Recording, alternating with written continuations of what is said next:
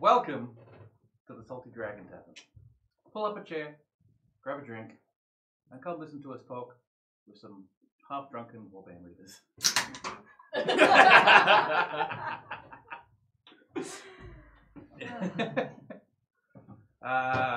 First, actually, we'll go through the introductions, and then I will continue on with a few other bits and pieces after I've given the introduction. So we'll start on my right-hand side. Hi, my name's Adele. I'm Warband leader for Circle of the Lion. In my day-to-day life, I'm studying to be a math teacher. Cool. Dan Hyam, leader of Scourge Musalon. Follow us on Insta at Scourge Musalon, or our community page, Community of Musalon. I'm Madeline. I used to run Chesterwick, and I now run a new warband launching at the end of November called the Hounds of Nuln. I also have a blog called Sun and Swords, and I work for Arm Street, who sells medieval clothing. I'm Jack Package.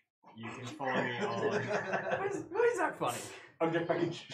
Does he know your real name? Oh no, Yeah. it's got a real name. Hello, B. Yeah. You can follow me, JP the Laugh Elf, on Instagram, Twitter, Tumblr, and a couple others that I can't remember right now. Twitter. Yeah, I'm on Twitter. Facebook. Hi, I'm Nathan, Warband leader of the Eternals, in character named Shepard, or the Warband formerly known as the Eternals, also going through a rebrand with the New World. Don't have all of the social medias like these kids, so... I'm Michael. I have been a warband leader under Swordcraft's illustrious rules, founding the 13th Free Company. Now I mainly do photography, videography stuff under the Professional Hobbyist. And Tim would like to introduce himself as well. Hi, I'm Tim. You might know me as former warband leaders as the Black Rose. Which one? Hi, I'm the Tim original Wilson. one, man. You might know me from No salt, no salt. Remember what I said? It's the Salty Town. Yes, the Salty Town. That's true. When did he say no salt? Damn it, I knew it. Alright, as I said, a few announcements before we get on with the questions, my friends. As I said, in November we should have the ticket sales up and running. If you haven't been paying attention, there's going to be cheaper tickets for 200 tickets sold, and once they're gone, then the next set of 200 tickets. Then after that, it'll be at the higher price for the rest of the tickets after that.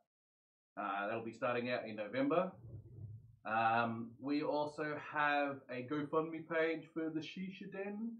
I've been trying to get people to understand that if we get $5 from everyone who basically came from Quest, we'd more than make our money and bring a really top-notch Shisha Den and potentially other things to Quest in the future years. I've got no cash now, I'm sorry. Lies. I literally just checked. There we go. I'll The give folks you this, playing at home. I'll buy the scotch for $10. You can recycle this. Yeah, just go to strip to South Yeah, Australia, that's spend fine. all the money. Yeah.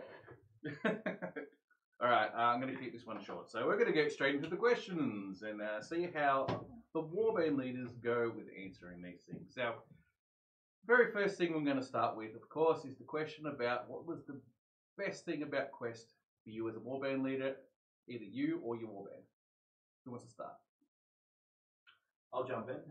I got to say that from our perspective, being allowed in the Friday battle, the battle of 3 avatars to eliminate 2 of them, we were actually given the okay to stand without an avatar. So there were 6 of us against the however many 100-odd rest of Swordcraft. It didn't go well. We didn't expect it to, but that was probably the highlight for me and my players, at least from when I asked them what they enjoyed about Quest. Actually, that battle overall had a lot going for it. Yeah, I agree. It was pretty fun. Anytime we fight in terrain like that, big forest fight, always good. You whooped us in the butt. Is that your highlight? No, just stating facts. Credit to them, that was a good charge. Well, do you have any highlights that you can think of? Why don't we go around the table? I've got a highlight. So one of my newer members, he probably signed up for Swordcraft maybe just before April Quest, and he's been wanting to learn two-handed sword for a long time, and he trains really diligently. And Simon, who's a long-time swordcrafter, very talented swordsman, took the time over 2 days to train him for the beginners tournament, and he ended up winning the beginners tournament and saw a sign and he gifted him his turn-in sword that Matt custom made him. And so that was like a highlight. I had tears in my eyes when I did the little ceremony to gift the sword. And I was like, oh my gosh, I'm so proud of all my players. Oh, that's pretty cool. Wholesome app. Yeah, Nice. Yeah, that's pretty cool. I think I was there for part of the training as well. He Yeah. seemed really enthusiastic. Yeah. Cool. Well, I got heaps, tons to mention. Pick one. Well, obviously, 2 bottles of mead. Warband. That was awesome. How is So I don't really know what else to say How about is it. 2 bottles of mead not your highlight? Sleeve mead was pretty good. The Permakill of the Hotmeister was pretty good. Like, I have no idea what you're talking about. so many good things that happened You to can buy Quest. meat but from the bar. Yeah, I all know in quite all, a bit then about working together to get that crown for us, and then what we did with it afterwards made me very happy for all of them. I just realised what's on the front of your shirt. Oh, Yeah, yeah, no, I just sure. realised. Yeah. I was like, oh, yikes. I'm glad we Fashion I'm glad we choice. clarified with you beforehand. Like, oh, is this PG? Oh my Apparently God. not. Oh, yeah. I had a It's hoodie on PG, before. so take the t-shirt off, Daniel. PG. It's bare chance, that's all we want. Shirts off? Is it what? Oh, I apologise for package. Right, by comparison. Yeah, but we know you're like that on the inside. That's true. Oh yeah, I like to wear fishnet stockings. Oh wow. On Anyway. the inside. So, Madeline, your yeah. highlight? Oh my God. That's the problem, and not Quest? Woody snorting a line of cocaine. What do you want? What do you want? Oh my gosh. I wore this to Disney World. I wore this to Disney World. He's My on, wife he's was on the not other happy. side of the curve. I can't see Alright, it. I'm gonna You won. I'm gonna eat the chips. My highlight at Quest, other than being next to Musion, who were excellent, and the Granadas, was that one of my players, Dave, entered into the Senate, and he took a very in-character approach to it. He did a really good job. He pushed forward a bill that had a lot of in-character implications, and I was a little bit nervous for him because previously the Senate has turned out to be a little bit silly, but he actually got into the Senate and passed his bill, and I was just so proud that he just persevered and got in there, and it was so interesting to see Senate conversations coming through our camp, secret meetings, it's all pretty shady, and it was just utterly fantastic to see someone just go in and just nail it like that. It was great. What was his? Henry was great. Yeah, what was his legislation? It was Yeah, the nobility bill, so shady deals. actually having patents of nobility in Althea. Ah, Yeah. right. I was very for that. Yeah, so was I. So good job, Dave. You're great. Alright. Actually, just while we're on it, do we want to... Anyone who's watching the stream at home, you can put comments and ask questions in the chat window, and Tim will try to get to as many of them as possible. Hey, Package, what did you like about Quest? Skipped you. Back to you, friend. You can't answer his shirt. Cue the cicadas. You Yeah, can't, it's- also, yeah. you can't skip this and have 2 negative things. Yeah. Damn it. It doesn't work like that. I think, despite the outcome for the players, the thing that I really liked the most was seeing how invested players showed that they had become in this game for however long they'd been here, and in their characters, and how much effort so many of them put into doing a final send-off, because one's character is something that will end up meaning something quite significant to a player, at any level. I think that's the thing that struck me the most, and I was happiest to see. Yeah. George mentioned the same thing going around as Monkey King, that it was really moving to see people's reactions in different ways when they realised that it had gravitas finally. Yeah. You got any highlights? Probably the battle in the forest, so the Friday battle. It was, from a photographic point of view, it was an overcast day amongst trees. It was brilliant to get good photos, but it actually looked like it was some decisions being made, and people were not just in a field and feeling like they were in a field. And so that suspension of disbelief, I think, was a bit truer in that battle, rather than many of the other ones. Shout out to the Rangers in that battle when they were all standing behind the trees. That was beautiful. God, I wanted to charge them. So did I. Oh no, they were ready for that. People Yeah. did move up and they Beautiful. retreated. I'm just thinking my excuse, guys. You guys are a bit quieter than the last group, so. Oh, You sorry. said don't talk over For each other. now. I'm trying. But when everyone just gets into their normal mode of talking, they actually go a lot quieter than you would expect. It's like when you guys are talking amongst yourselves and actually talking with yourselves, you speak a certain volume, but when you start talking for yourself and your little anecdote, then yeah, you go quieter. Everyone does it. It's also because when we're speaking amongst ourselves, we're talking over each other Yes. That's true. Yeah. That's true. Yeah. in the kindest possible way. All right, I'm gonna ask the next question, then I'm gonna adjust the audio while you guys are answering it. Yeah, it's a bit that happens. Because you got here late, all right? I didn't have a time to do this. My fault. Yes, it's your fault. It is my fault, actually. Do you want to know the truth? I actually aimed to get here late. I was hoping to come in while you were broadcasting, but I'm so sorry, but I brought scotch. You're the worst. Oh my god. Why do I invite you to these? I don't know why you invited me. Moving on. All right. Lower it a tad now. It's that sensitive. All right. My apologies. All right. The next question, which is always the fun question. What was the worst thing about the quest gone for you? And how do you think it could be improved on? Who wants to start that particular question? I'll jump in again. Personally, it was the facilities, not the facilities themselves, but their placements. So just because our camp, we were right on the, sort of you had a block of toilets You're on here, the western a side. block of toilets here, and then our camp was lovely over here. So right on the other side of the campsite to both of the rows of porta potties that they actually had there for us. So that was irritating. Other than that, personally, the other thing would be forgetting our tent poles and having to come back to Melbourne on Sunday. Luckily for him, search for some bolts in his shed. Yeah, you weren't the only one who forgot 10 poles. I could do that one. Never, always on. Next quest, I'm thinking of buying a whole bunch of tent pegs and selling them for $5 each. Oh, steep. We've always got some spares. Not all warbands do. Yeah. You just broadcasted that. Now everyone knows. That's fine. Some spares. Yep. I'll jump next. That's fine. We had a in-character, out-of-character leadership meeting that was a terrible, terrible time. And I know you were there, and I know you were there. You can attest to that. It just wasn't fun.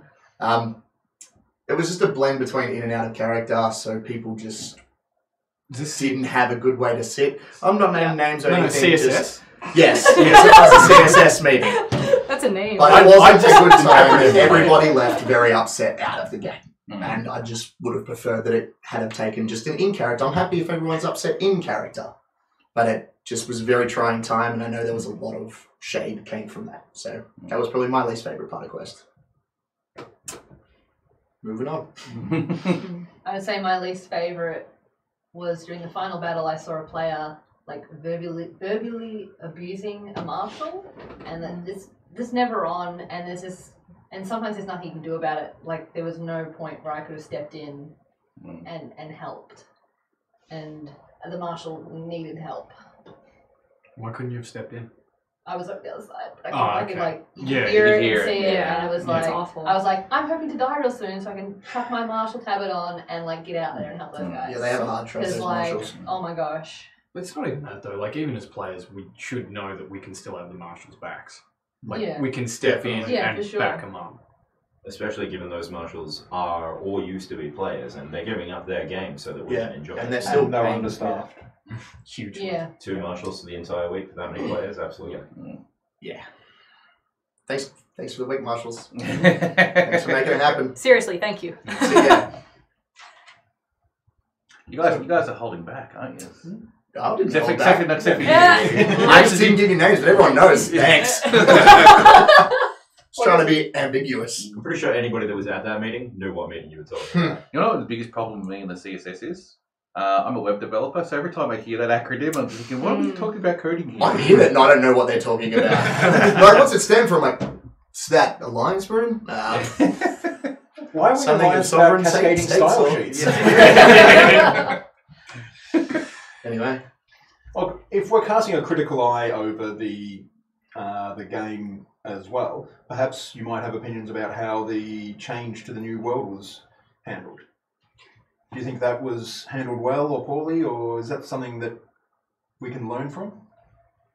How honest do you want me to be right now? I figure it'll be something which is played into all of your individual circumstances. Because as look at Package's face. He's just like, I want to say so much. Do you want to go or should I go? I'll say something positive first. Yeah, I thought the town hall meeting they had with the Warband leaders, even though I wasn't there, was all feedback was great. Yeah. Right, they should do that a lot more. In retrospect, it's the best handled major change they've had. Yeah, definitely, I can agree with that. Yeah. They've tried to be very transparent. Yeah. So they've been upping their game. Yep. And yet there are still lessons to be learned, aren't there, Package? Before he starts on that tangent, there are definitely actually some changes. As a member of the elected committee that was formulated from the Warband leaders to try and... What was that acronym? The QUAFWAC, the Quest Format and World Advisory Committee. Wow. There were definitely some challenges there going forwards, and personally I don't believe that all of the decisions made were potentially the best short term, but I think long term, the change of world, the way that it's being handled, as Nick has said, and he's the guy that was handing my ass to me my first night of Swordcraft 7 odd years ago, this is the best handled major change that they have actually had in the game's history. So definitely some lessons still to be learned, as mentioned, but hopefully a good sign of good things to come. That's pretty good. Package is still sitting over there. He's like, What do you want to say, Package? If you I don't know prefer what answer to say. something How do else, I but I thought say that would be this? some good Yeah. insight for the viewers at home. Well, he never got to say his least favorite thing. Yeah, neither. Let me help you. Let me help you guys, because I know there's a lot in your minds that want to say. All right. So I'm not struggling for words. I'm just struggling to know whether I should or not. okay. Do it. What I'd like to say is you should. Should. Yes. You know why? I don't know. There's a very easily accessed ban list. Look, if you're going to get banned for this, I'd be surprised. I'll just talk to some people. It's.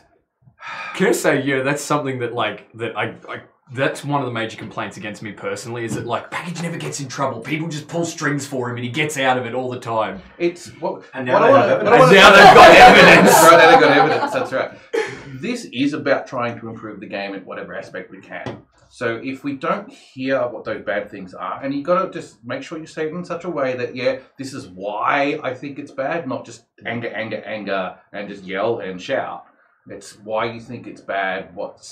How does it affect you or your warband, and why your perception of? Because perceptions is the biggest thing about it all.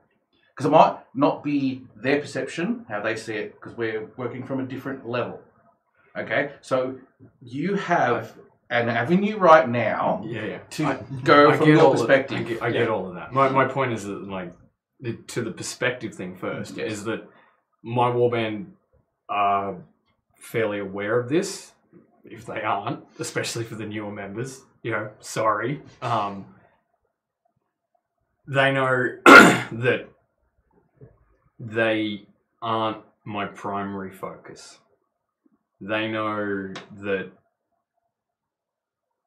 they are mixed in with the primary focus for me, which is the community, and they are a very close second. They are my primary effort, but they're not my primary focus because they're part of one bigger whole, and they understand that. That's sort of the difference in the perspective point there, which is partly why I'm holding back, because it's not about me and my warband what I'm thinking. Oh no, I fully understand that. Is it easy to say from the point of view of the community? Or is that still... I think one of the other things that would complicate what I want to say is that everything I want to say has been said in parts by many different people. Many different people have picked up the different parts of it. But it's also lost in a lot of noise. Yeah, you've been asked to lean forward when you talk. Am I? You've gone quiet because you're too far from the mic now. Well, pull it down. Yeah. Listen up. Listen up, monkeys! If it's not going to make a sort of coherent or useful addition, then perhaps we can move on and have more input from you in a moment. Yeah, I just don't want to add to high emotion, I think is probably a succinct way to put it. So, Mads, what sucked about Quest? As a person who has written and run LARPs before, it's really, and I've never viewed Swordcraft as a LARP. It is a battle game, and they want to turn it into a LARP, which I think is fantastic. I am all for the changes. My warband highly supports it. We were one of the first people to put our hands up and say, yep, we'll change. That's great. But trying to make Swordcraft into a LARP last minute to try and bring closure felt incredibly forced and didn't sit well with a lot of my members. They said that the part that they disliked the most about Quest was how the story felt written on the fly, not planned out, and yeah, just not cohesive. It didn't feel like the end of Althea. It felt like them just trying to close the door really, really quickly so they can move on to the next thing, when maybe we should have just had another festival-style LARP, battle game, like we usually do.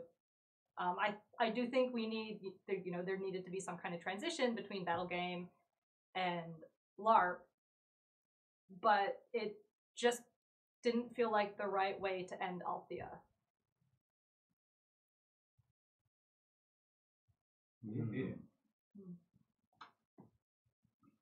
Anyone else want to add to this before I go on to the next question? I will slide something on that, which is something that I did hear from some of the senior volunteers, was a few of the story decisions made were actually last minute because of player actions. So they were actually attempting to bring closure to players in the way that players were driving the story themselves. So from what I've been told, they did have sort of a plan going into it that we just took our spanners and threw them straight into. So, and well, it does suck that it can feel that they are just making up, last minute to close things off, to give us the agency that, as players, we were kind of expecting to get our stories where we wanted them to go. I think some last minute rewrites and short notice things were always going to be needed. So, yeah, that was all I wanted to add to that. But I think Mick would agree with me, as another LARP writer, you know that your players are not going to, basically, when writing a LARP, you take everything you think your players are going to do, and you assume they're going to do the exact opposite. Very rarely will you actually get people following the storyline that you expect. People are ridiculous and fantastic, and they take things in very interesting directions very quickly, and that's a part of the planning process, and I don't feel like a professional approach was taken to LARP writing. You're getting on that ban list now. Look, if also on that, it is that balancing act between providing structure and providing freedom. So for smaller games, it's so much easier. Once you scale it up, there's so many more variables, and if you might have something which you think is cool, but only 50 people are interested out of 600. So you've got to be able to sort of adjust things as it's going, and it is a learning experience. I think one of the criticisms which has been put onto Swordcraft for so long is it's hard to upskill your staff, your volunteers, your writers, if the format keeps changing every time, because then they have to change with it, and they're constantly trying something new. So hopefully moving into this new format, if they have the same sort of structure and more design going into it from the outset, then that should hopefully mean that the first several games will be similar, allowing them to get their sort of footing and the teething problems that occur in any major change, and build from there instead of reinventing the wheel every 2 years. Yeah, I just think that LARP writing is something that needs to be taken seriously. And I mean, I know that Swordcraft, they will be putting together an actual team of writers, and I think that's really, really great. Yeah, it's good. Yeah, it's fantastic. Long overdue. Yeah. The new cohesive world with everyone being in the same town, it will make it easy for the players to understand the world as well. I can't wait. Yeah, because I'm from this town, I can physically see that's what you have, which I think will help a lot of people who struggle to picture it. The scale down as well, going from nations into individuals, smaller groups, I think that's going to do a lot to help people recognise the scale, not extrapolate it. There's also some good opportunities for cross-warband collaboration of, if two warbands are from the same nation, they can collaborate so that nation has a coherent sort of backstory for both warbands, and they're not conflicting over everything under the sun. So there's a lot of good opportunities, and we'll, over the next 6 months, see it rise or fall. So yeah. I disagree on the scale down. You can't be a king anymore, for one. That's 100% fine, and I'm fine with that. You might be, but what I'm Yep. saying is that this is where I come back to the community thing again, is that not everyone is content with that. That's why we And- disbanded. Yeah. Yeah. But the should game's someone be able to be a king when really they can't play it in game? It's true. Is that a personal What, a attack king on has me? a retinue of... you have a retinue of what, 11, 12, 15 people? More than that, but yeah, exactly. That's And you don't why- have a no. single horse.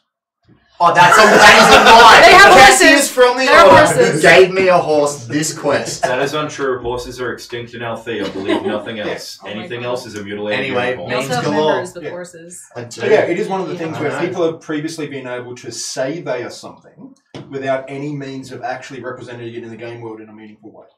I got a crown. And So where I was think- the one place that we had to represent it in game? Was Estra, this isle in the middle of nowhere, which over the course of time, less and less story reason anyone had to bloody well be there. Yeah. And that like, why would a king go to Estra? There is fucking nothing there. There is nothing there. Well, again, I think that is again in favour of the scale down because we Mhm. are looking at creating characters that will be fitting the new setting, the new world. Whereas previously, you could be a character that fits a similar setting to what we're going to, but you could also really claim that you're a demigod. You could claim that you're a king. You could claim that you're an emperor if you wanted to. A magical sword possessing its wielder. Yeah, we're right. Did someone do that? That was my Oh! very I first love Starcraft character. I was 21 at my first laugh. That's and adorable. Stupid. So linking that back I in, love it. when I created the Baron for Scourge of Musalon, his whole idea was he had a retinue of 10 people, claimed he was something important when he obviously wasn't. Yeah. And that's what I was playing it as. Hmm. So I'm all for this scale down, and if I wanted to play a similar character in this world, I still could.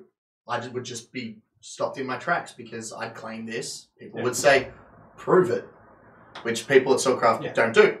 Also, So- in the Border Princes, if you have like an outhouse, you're at least a lord. So anything more than that, and you got a chance. But just on your thing about being beyond the players and for the community, while it might upset players that they can't be these heroic, important movers and shakers, surely for the community, it's better to have a more coherent understanding of what can and can't be allowed as a player character, so we're all on the same page moving forward. 100%, but you could easily have policed better what was already there so that it had a consistent narrative. Because Because individual backstories. not that. It's more that people were allowed to submit and had approved things that were outside the remit that Soulcraft put in place, the pre-1600s thing, with frequency. And another one that often happened was they came from off-map. And not that they were coming from off the map onto the map, that they were just from off the map. And you don't know it, and that's why we have agency to be the way we are. You can just say no. I mean, that's really touching on a different topic than the scale down, and that's something that in the GOFWAC, I'll just use the acronym for speed's sake, that we did actually discuss and try to figure out, you know, a way that people could, where possible, keep their lore. Because of the number of people that were from off-map or that had written things incompatible with Althea, we were left with a situation where in 99.9% of circumstances, at least someone was going to lose at least some of their lore. I personally don't actually think that the Warhammer world was the best choice available to us. It's a good choice. I think there were better ones that meant at least, you know, some lore in some way could have been carried over. We could have written it in with tweaks. There might be about 5 scrapping. people out there who'd understand the term druid apocalypse from old discussions. Boxwell? Yes. Yeah, so the Warhammer world and the scale down, I think both of them will really help put players as well on an equal footing, which is going to be excellent going forwards because, yeah, you can still rock up and claim to be a king. The difference is in Althea, what was a king? literally anybody that claims to be. In Warhammer, we have clear examples of what a king is, what a duke is. To name a recent example, our planned rename was going to be to Aquitaine, which was a Bretonnian duchy, which the executive have requested we steer away from that because it is sort of a high or mid-level power within the world, which, you know, seeing them already taking the steps to make sure that people do stick to those rules, I think, much as I love that name, I think it's really good to see them going down that route as well. You've been to Drakenfest? Yep. And you probably had a similar experience to this. This year when I was there, I camped next to a prince and his wife. I had absolutely no qualms with that because he wore the gear, his wife wore the gear, he looked, he spoke, he acted like a prince. Can I just interject here? He didn't have anyone else with him other than his wife. This whole argument about retinues is really quite silly. There's much more. There's much more that can go into it, and one of them is your willing suspension of disbelief. Right? You hear people in the Swordcraft community say the term suspension of disbelief, and I don't think they realise that the bit that they're leaving off the front of that is willing. You have to participate. It's a two-way street in LARP. If you don't get involved and you don't suspend your disbelief, why the hell should I suspend mine? You walk up and you say you're a prince and you can carry yourself. I'm not going to expect you to have a fucking horse and 40 people wiping your ass. That's not relevant. It's not important. It's how you role play, not who follows you. The difference being, if we had a more experienced role-playing culture like they do in Germany, Althea would have worked. And if Okay, if we didn't But continue with it, but if we didn't continue with it, we don't then build the decades of experience. I bet if you went back 20, 30 years, in Germany they're running around, goofing around with swords that possess their uses, which I should point out, I don't know why that's a negative example, because that's actually rather clever. Thought it was cute. I just laughed because it was a good throwback. But you can only go back a few years here. We didn't stick it out, and that's the problem. We didn't stick it out. We needed to be persistent in whatever it was. It could have been Althea from the beginning. It could have been Warhammer. I mean, But most games don't run that long. You said this just before, that they keep reinventing the wheel. Whatever it is that we're talking about, it needs to be consistent. And needs to be consistent for the longer duration, the long term, or else we won't have the chance to build that high roleplay culture where you're accepting at Drakenfest to put up with it, but I not disagree. accepting to put up with I it here. disagree. And that's what I'm saying is that if we want to get to that stage quicker, we need more tolerance now. More tolerance will accelerate that process. There's one, to clarify what I was sort of saying about the changes causing problems. If you have the same rule set, the same world, and develop it further, you will have improvement. However, if you have consistency and a good foundation of design, that's where you get a cultural shift. Swordcraft has, I believe, too much baggage in its current structure to be fixed. It will have improvement, but you'll still have an element which have no motivation to do so because of its structure. So by moving to a new format, it's a clean slate for everyone to get rid of their past baggage and everything else and feel like they're losing so much. Everyone starts on an even playing field and can build from there. And hopefully that is when you get that consistency to add to a role-playing thing. Can I interject? I disagree with you. I hate to talk about New Zealand LARP. People always roll their eyes when I go, in New Zealand. But I learned to LARP in New Zealand, and basically the way it works there is every 5 or so years, there's a campaign game. So they have a campaign, they have like a 3, 4, 5 year story arc, then it finishes, and then there's maybe a year gap, and then there's another campaign. Usually maybe one organizer will carry over, but usually it's the passionate players from the previous campaign who decide to start a whole new LARP. And so they kind of Tion and Crucible. Tion, then Crucible, yeah, exactly. That's exactly what I'm talking about. And then it goes back a long way. Like you can trace it back. And because of that, I think that's because New Zealand LARP, it's very advanced. They have a convention every year. They have a ton of different games playing. They don't really have battle games. They have LARPs. And it's very, very different from Melbourne. And I think because they have kind of those cycles, that's where it grows. I think if you have one continuous game for, 10, 20 years, yes, there is growth in that.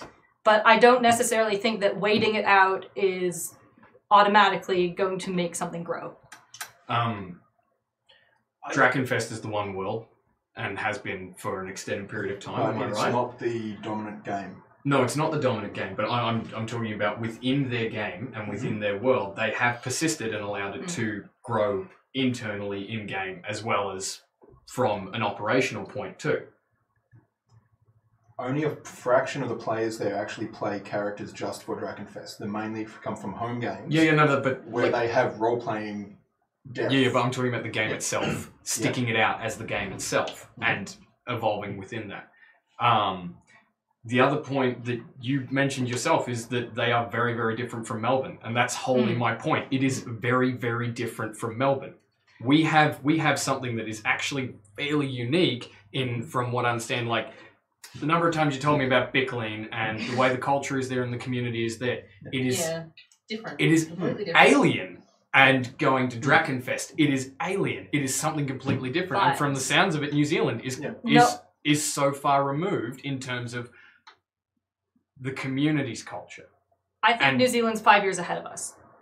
Is what I think. I disagree that anyone is actually any more further when I went to Black Powder and Bloodlines, I finally said wow, this is like Tion. This is like the games I started playing. And that's 5 years away.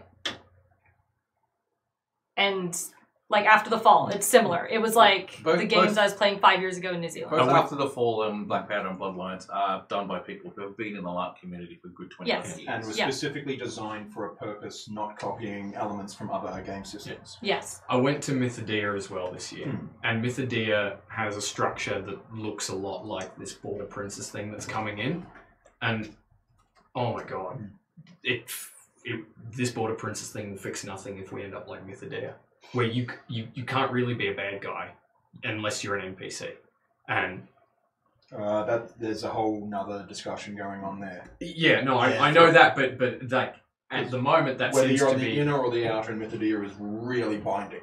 I know that. I'm talking. Swordcraft seems to be leaning towards something that my prediction is that eventually they will go. If we had 1,000 full-time NPCs, I'd love to be the good guy all the time. But they will go down. I imagine that they will go something down the path that if you want to be the bad guy, you can't be in the town. You can't be where the border princes are because you're meant to be good through to neutral, and that's kind of the cutoff. I don't have an issue with people's alignment. No. The thing I'm pointing out is that Mythodea, they costume poorly, they roleplay poorly, and oh my god, if Mythodea people are watching this, then I know they're going to crucify me. They will be. He does not represent us. And they do different. They do a lot of the things similar but not the same that a lot of players do here that you guys are saying that this new world fixes, which is that they can't walk around being like, look at me, I'm the biggest swinging dick, in town. So and that's not what we're saying. Yeah. No, this is No, we're bringing it back to the basics, so term, people can learn the world, so people can learn their standing in the world, so people can learn to start role playing. Even footing. And build. That term was used twice. Yeah. The players will probably still not really adhere to that.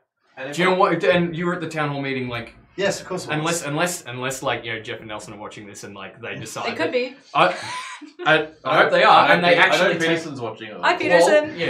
And I hope they take it to heart that they actually does not end up represent us. policing, in the way they never did with Althea when they switched to what looked like it was going to be some sort of consistent vision of Althea, but if they're not going to police it, the players will just eventually, if not immediately, do exactly the same thing. Because if there's no reprimand at this point, it's all speculation. As I said, but in the town hall meeting, they gave no indication when they were asked twice if they were going to police it, though. Police what? Yeah, as they I've already are mentioned earlier- policing it. I've already had things mentioned to me about if we want to be undead or vampires and what roles we have to beyond go. that beyond that application. If we decide to be good or evil, or where we want to start, or our standing, or our status. So they're in taking the an active town. interest in establishing the warbands in a constructive manner. Which again includes, as I mentioned earlier, they've already started doing things like saying, you can't be named Aquitaine to us because it is a high level power. And one other thing that I do hope as well that people that do need to maybe develop those skills, and as people have said, maybe starting from scratch, all of us on the same level will help, is I know, for example, one player that used to play a sword that was possessing a body, and what got them out of that kind of character was actually their first big mix-up when they left that initial warband they were a part of, and moved on to a new warband, played a regular soldier. So having that chance of a mix-up can be really good and can help people develop, I guess, more grounded characters once they've actually had their first LARP experience, perhaps, and been a little bit more head in the clouds, high character concept, Mary Sue, that kind of thing. So. It's also said that 50% of people's first LARP characters are either Batman or Aragon. Yeah. Absolute There's a lot of trash. Batmans. A lot of Batmans. Yeah. You also Do it to chose that. Alright, I am going to Or interject this Katniss. particular talk and continue on with another question I've been asked about, which kind of does fit in Can of with worms. this. This is, well, it could be. Because the avatars in the Avatar game. Oh, How did you perceive that, and how did it affect you? Is this as individuals or as warband leaders? 'Cause I Both. think they might be slightly different answers. yeah. Yeah, Yeah. Go both. Yeah. Go both. Go both.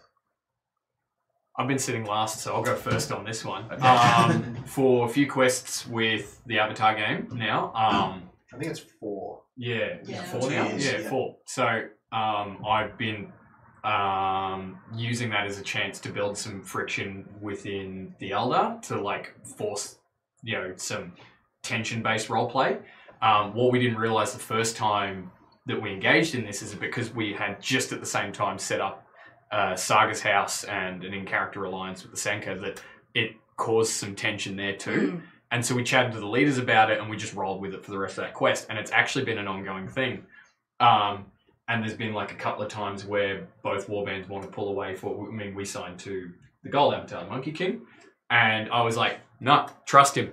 Can trust him because he's lived up to his word, rah, rah, yeah. And I was like doggedly, like in character, I'm like, this is the only one we can trust. The rest of them have lied to us, hidden from us, or just outright fought against us. We, can't work with them. He's the only one we can work with. That typical Eldar utilitarianism. And then I'm just like, well, I'm going to the Monkey King. You guys do what you want. You're all free elves. And was just walking off and leaving them to be like, no, wait, come back. We can talk about this. So I think, like, at Warband leader level, I was very pleased with what it provoked for my Warband and the house I was in.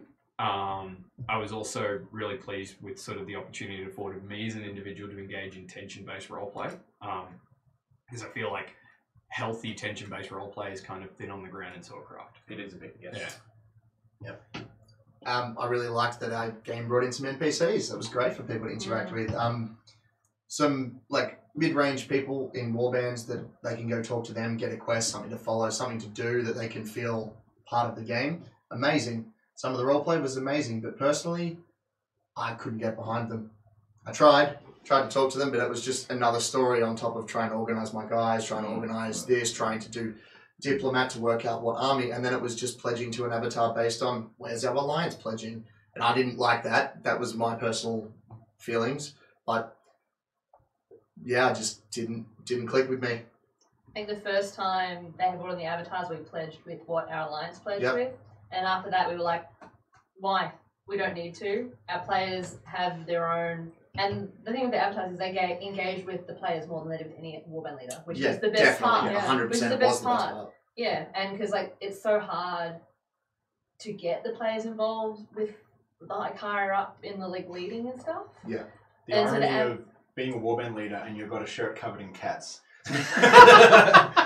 Herding cats, It's eh? a bit like that. So the avatars helped the players sort of drive where we were going.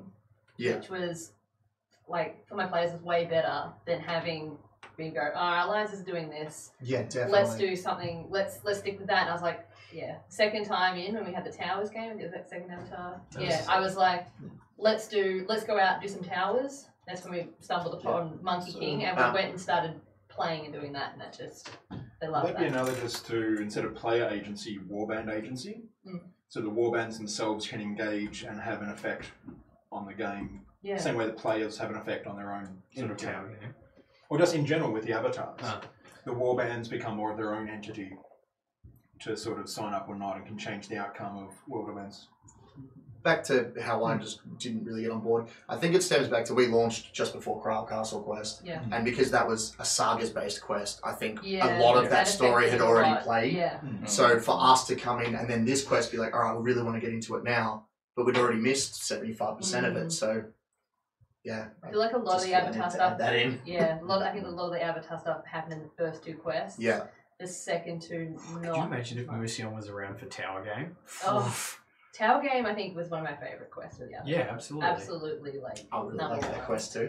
I love this one that the three I of had us lots were of fun in faction. there. Yeah, we were in the faction Yeah, together. yeah. So good. Yeah, but Hosting everybody. the best bit is like, CSS are playing for the points, and Monkey King's like, get all the towers, and so we're like, we'll cap the zeros and the ones, because CSS aren't even trying for those. Yeah. And then like, we would have a go at the others, and we won like, 50% ratio, maybe 40? Yeah, of the whole higher, week. of just the higher point towers, right?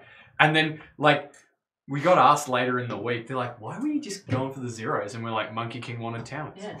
We just got all the towers. It was We had a glorious. great what- day out on the towers. And then what did we get out of it? Fucking attack on heaven. Yeah. In your face, CSS. I think we won. Yeah, screw those Well, jokes. how many towers? Yeah. We won more 20 than 50% of the total number of towers. How many was it? if 20 I recall towers? correctly. I think we only missed like 2 towers. 5 Two. over 4 days, so 20, yeah. And we missed more than that, I though. think Because 3. CSS Oh, we capped missed the all first- but one of the 4-point towers. No, they only started playing tower game the last 2 days. Did they? Yeah. We got all the towers I the thought first 2 days. The only two avatars are at their day one, as far as I'm aware, were green and gold, because we were already Yeah. looking at Monkey King based on what had happened in the past quest, Yeah. and that his thing was saying that he wanted to take the heavens and what is below them and make them one, Yeah. which our warband's shtick was Ascension. How could we not? So we were out there in the rain day one, which had some really amazing duels with Brett and Van Warren back then. Now one of your boys actually was. Yeah. In terms of my opinion on the Avatar game, I think it was a step up from the fort quests, the faction quests, being able to actually have the agency sure. to get to a quest unaligned, go through the diplomacy, figure it out. Obviously, for some warbands, that meant just sticking with their alliance. We frequently made our own, all 4 of them, we made our own decisions, regardless of who the people that were our sagas, I won't say allies, but our sagas backers wanted us to go. In terms of improvements to the Avatar game, I would actually say retinues. That the avatars, their time can be monopolized by a few players as individuals, whether that be maybe an interstate player who doesn't have a warband, which I'm not saying anything against them, but because they don't have any other way to engage with the game, they'll latch to an avatar and sort of stick to them. So if the avatars had a retinue, even just 5 people, that avatar's drinking mates, I think that would go a long way in freeing up, not necessarily freeing up the avatars for the bigger warbands, but giving a higher rate of interaction, somebody that lower ranking warband members can actually engage with as well, try and get a bit of that story, maybe have it affect it, maybe, the avatars drinking mates don't like each other, so they send lower ranking warbands to try and sabotage, warband members to try and sabotage each other, things like that. I really like that idea. Yeah, it's a good one. The avatars, obviously, quest, I don't think they had 2 seconds to themselves, the No, poor guys. yeah. Also to give them a break. Have you Worked seen so the hard. red avatar? Have you seen the blue avatar? Where's the Sixtus green was saying, avatar? I want to go find him. He's having a nap. He needs to be here. Forcibly sat down and food put in front of him. I would like to Yeah, publicly Christina. apologize to Michael Sixtus for harassing you when you were taking your smoke break. I think I scared you when you came around the corner. Shout out to them all. They did a great yeah, job. that's great. There's one thing I actually wanted to add about my perception of the Avatar game. I wasn't role-playing with any of it. But from an outside perspective looking in, and from a game designing perspective, it seemed all the previous quests, people would interact with the world, and this is the first time the world would interact back. Yeah. It's the first time you get meaningful reaction to what you're doing from the world and not from other players. Are you talking just this most recent quest? Oh, no, or no, before? the avatars. Yes, definitely, I agree with And that. so it created one more realism to the world because there is something that is there purely to give and not to take. And so you get a reward from the game world and by process from the designers through to the players by means of these avatars. And it's an incredibly useful tool to have NPCs to direct things, but also to give back to the player base. So I think that's one of the best parts of it. Even like people at the exchange at Shisha and all those sort of like NPC style characters added way more to the game. That definitely. They need more. The exchange was cool. Yeah. Phineas doing the librarian. For those watching at home, Phineas is great 50 too. non-players for next quest. Would be a good Yeah, number. that would be fantastic. Definitely. You get 2 weeks for those tickets. It's convincing higher ups it's a good idea is the next part of it. Like your eyes are like you're like rubbing your hand. Also creating Please, characters. may we have This 50 doesn't mean NPCs? I am getting there. Like I said, with the session then that we put together, I've got actually a crew of people who come with me. I've managed to get at least one other cheaper ticket. So, as I said, to run that shisha den, I couldn't have done it without the 4 or 5 people who were helping me out on a regular basis. So for them to come pay a full price ticket and help me run something that's for the community, really, they should have something. Yeah. This is just an assumption I have, and I could be entirely wrong in this, but Drakenfest, the players that have things in town just buy a player ticket, don't they? Unless they're like guild NPCs, yes. Yeah. And Copper Camp gets cheap tickets. Yeah, I know Copper Camp does, yeah. Because they're not supposed to win. But yeah, that's what I thought. Yeah. Because they're pseudo NPCs. Yeah, but like those are just players who are just volunteering their time to set up some shenanigan. Yeah, like the beggars. And the, It's some shenanigan thing in the town for players to just bump into and interact with, like That's a side awesome. quest in a game. Good on him. I'm just going to interrupt a little bit because they're going on about NPCs in the chat at the certainly. moment. Yeah.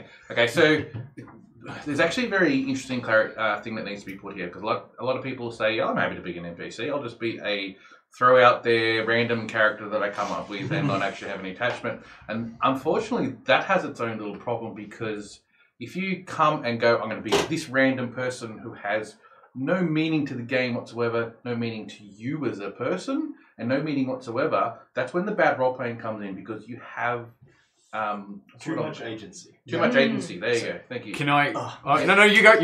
So I've this is said what a I was lot. trying to say when it was NPCs before. When you create your character, facilitate the game. Yes. Make it so that you can be involved in the game. Make your character so that if someone comes up to you, you can create a role play out of it. Don't just create, I'm the best guy in the world and sit in the corner. Nobody has fun with that. I'm a Create something mercenary. that people- I get paid. Create something that people can bounce back with. And then you'll find you get a lot more NPC Sitting right feels. there. So, Look, if you want fun- to do the I'm a mercenary, I get paid, that's fine. Also have some sort of like backstory as to why you became a mercenary. But Just a don't give small bit. yourself too much backstory. And fun roleplay tip, you can retcon your backstory. Yeah. If you start playing a character and things go in a direction that you weren't expecting, that's fine. That's actually great. That's your character growing. And yeah, it's growing organically and you can change, just, write something out. No one's gonna be upset at you for it. I'll give a good example of that actually. The librarian Phineas that everybody seems to love talking about here, Rory. So the player Rory is actually a member of my warband, the Eternals. He has had that character his entire swordcraft experience. There's a peasant next to him in Britain. He started in Breton as Phineas, the half-elf who liked to learn. He fled Breton for in-character reasons to join the Eternals. And at our first quest, we were actually a part of Red Faction. We were victorious, and back then, part of the reward of winning was you get to help run the next town. So the Warman took on the duty of running the Adventurers Guild, except for Rory, who took on the duty of running the library. And so he sort of built himself into that position, but it got to a stage that his wanting to drive some knowledge publicly that our cult was not okay with, sort of became a bit of a clash. So for me to not crucify him every time I saw him, we actually retconned him ever having joined the warband in character. which allowed him to sort of stay doing something that he loves and that helps the community in a big way, playing that librarian role. The amount of effort that he puts into that is truly Beautiful. sensational. I told him I wouldn't make him the MVP this week.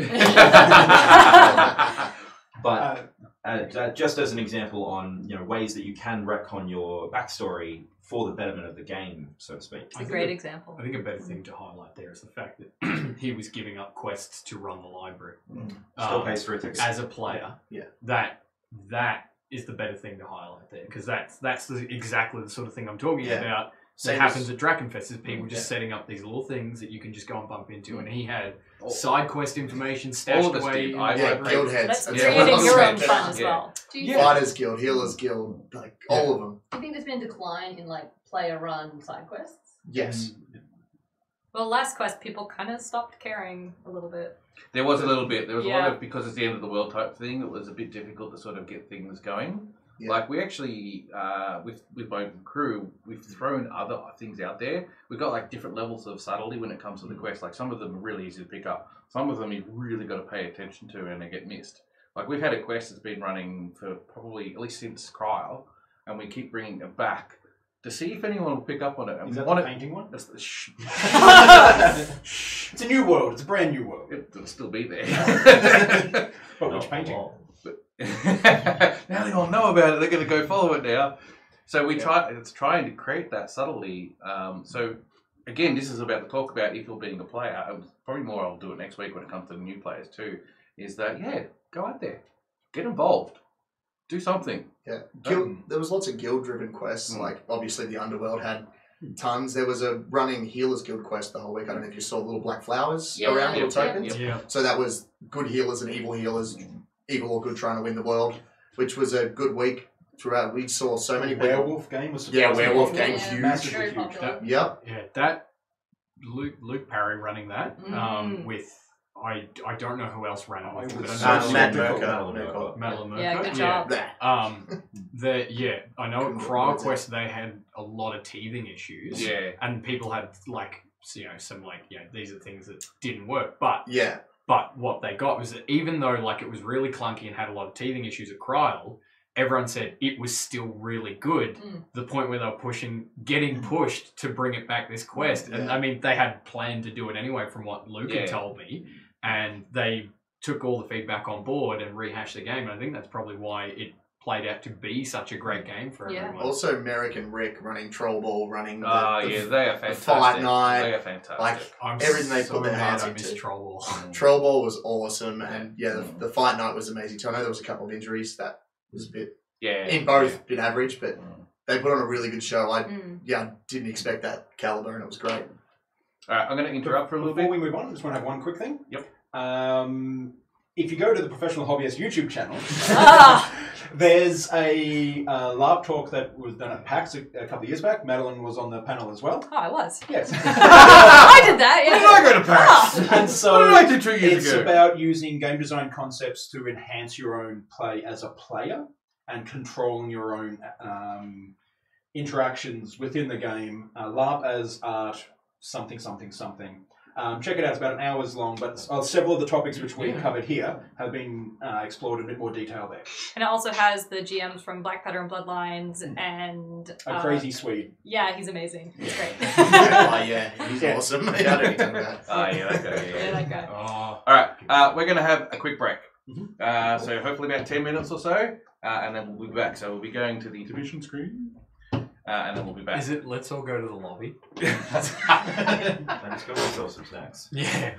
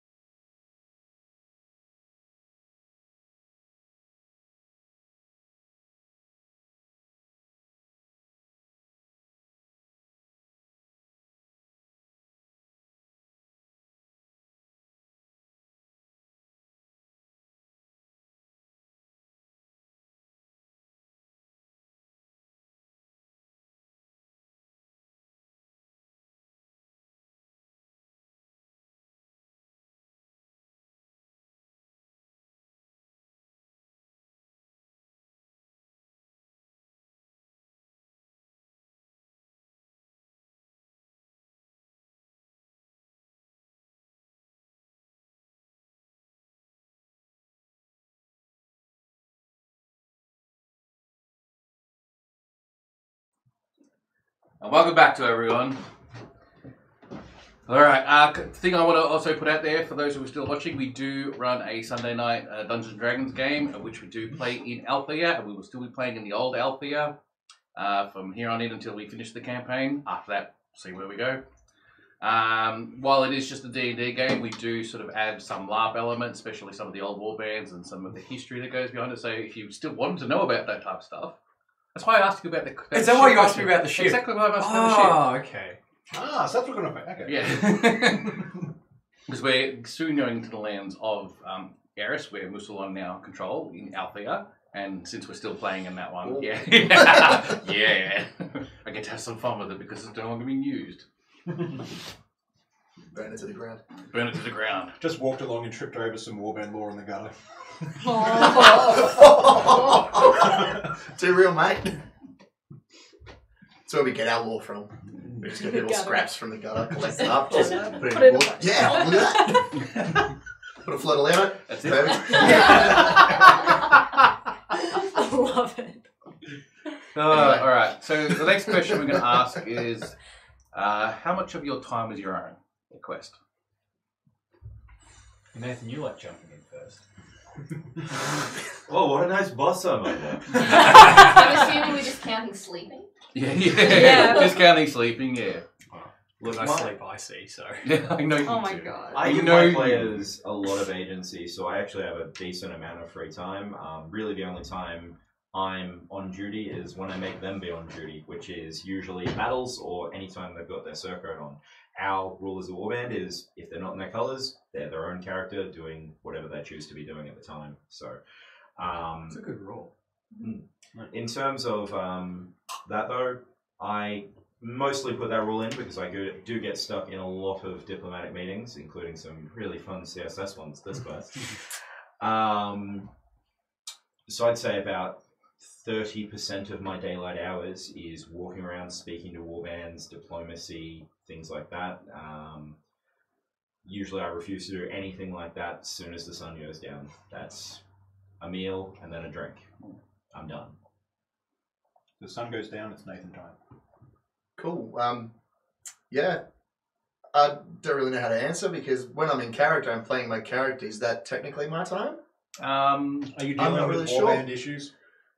Personally, we don't have a lot of issues. So if something comes up, we try to resolve that pretty quick. Yeah, I'm not talking about when drama. yeah. I'm talking about things like delegating to make sure that things get done No, overseas. So, you know, that's, that yeah, herding look, cats sort of that's stuff. Your minor. IC work. Yeah, that's minor. Pass it on, ask you to do this, ask you to do that. Everyone's pretty, like, it's part of the reason why we are very particular about members who join, because we want someone to fit the mold, and then we all try to work together. Obviously, I do a lot of out-of-character stuff and getting things ready and ensuring everything's going good and checking in on stuff and going to diplomatic meetings and going to check with people out of character if they're okay and organising everyone. But I still feel I get a bit of time to myself, especially at nights. Like once it's nighttime, lots of people go to bed early. Once everyone's had dinner and stuff and you just go about your night, we're still in character, but everyone seems to just do their stuff, and if they have any problems, they come find me. I'm going to interrupt very quickly.